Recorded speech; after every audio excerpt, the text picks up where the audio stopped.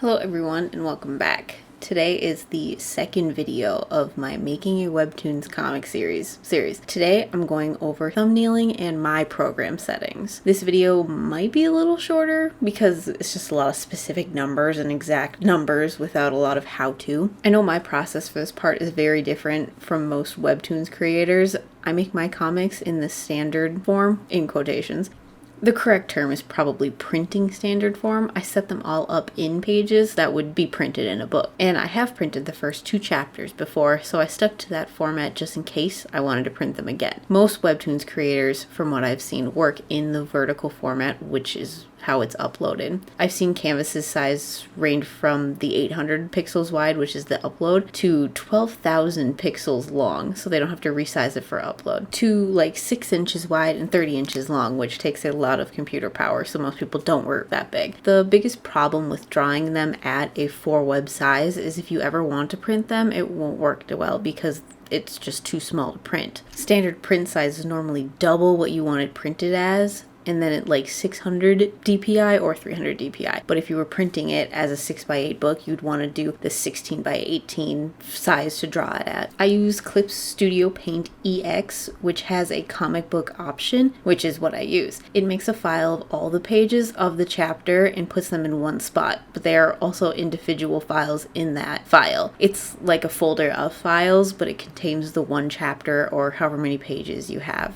So the page size I use is 7.17 inches wide and 10.12 inches tall with 350 pixels per inch. But I do have the binding size with bleed on, so the drawable area is 6 inches wide by 8.5 inches tall. The extra area around the working space is for panels that go outside of the borders, or bleed panels as they call them, which I rarely use. The bleed is specifically for print. You would want to trim the pages around the first blue box, but you keep all the information and artwork inside the second blue box.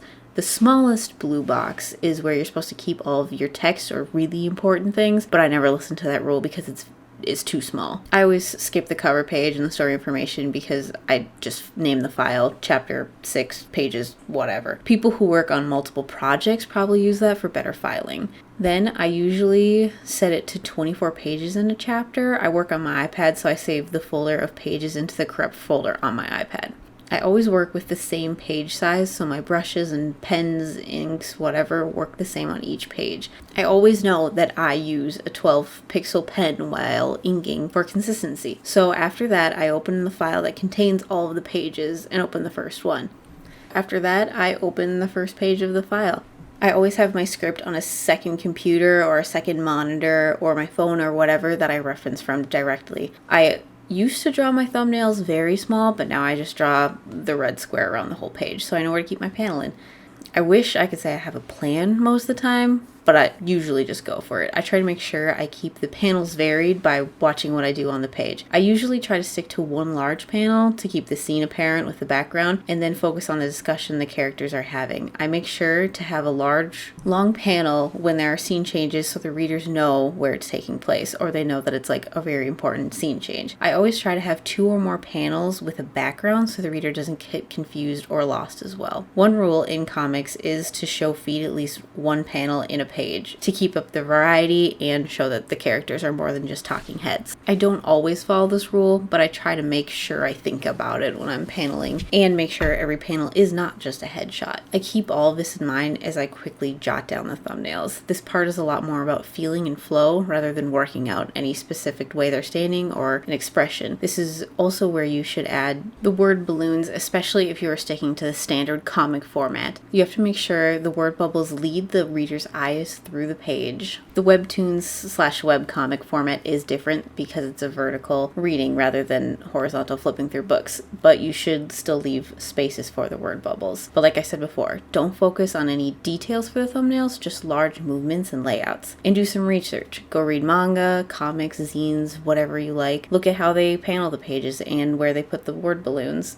any kind of reading helps. Maybe not so much normal books, but that'll help with your story process. I want to say, since I strictly upload 2 pages a week, it doesn't matter if I leave it on a cliffhanger or stops in the middle of a conversation, because it's the goal I set for myself that I can achieve and stay consistent in. I stay very consistent, and the readers know what they can expect each week. It helps me and them, in my opinion. The readers know when and what they're getting. If I tried to do more, I feel like I would burn out and the comic would be left unfinished. I feel like that's a huge issue in the webtoons community as a whole, actually. People expect you to do so much work in so little time without recognizing that you are a human being with school or a job or other things happening in your life. This also extends from the Canvas versus original comics. I plan to make a whole video on that as well, but to put simply, Canvas comics, where me and most of the comics on webtoons lie, are free to read, but are also freely created. We can qualify for ad revenue and the beta payment program, but we are not guaranteed any money. And you can only get that if you're 18 plus and live in the US, and I don't exactly know what else the limitations are at this point. Originals, on the other hand, are paid artists. That allows them and forces them to set aside time to create the comic each week, but it also guarantees them to have an income. So as a whole, turn off your ad block while reading Canvas comics and originals, and support comic creators as a whole, whether they have a Patreon or an online shop or whatever. If you can throw $1 at them, they will appreciate it. And for comic creators, focus on the story, focus on yourself.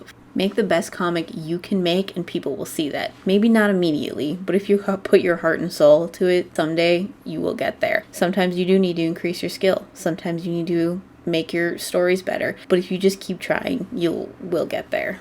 Also, remember, it might not be your first comic or your second or even your third. Technically, this is my 4th comic that has over 100 pages, and only now have I gained any traction. So don't give up if it's what you love, but also don't do it just for greatness or clout. I got very off topic there, but that's it for the thumbnails and program settings. The program settings are just a jumping point. Feel free to copy though. No one owns a setting. So thank you so much for watching, liking, subscribing if you haven't. Next video will be about filling in those thumbnails with art. See you next time.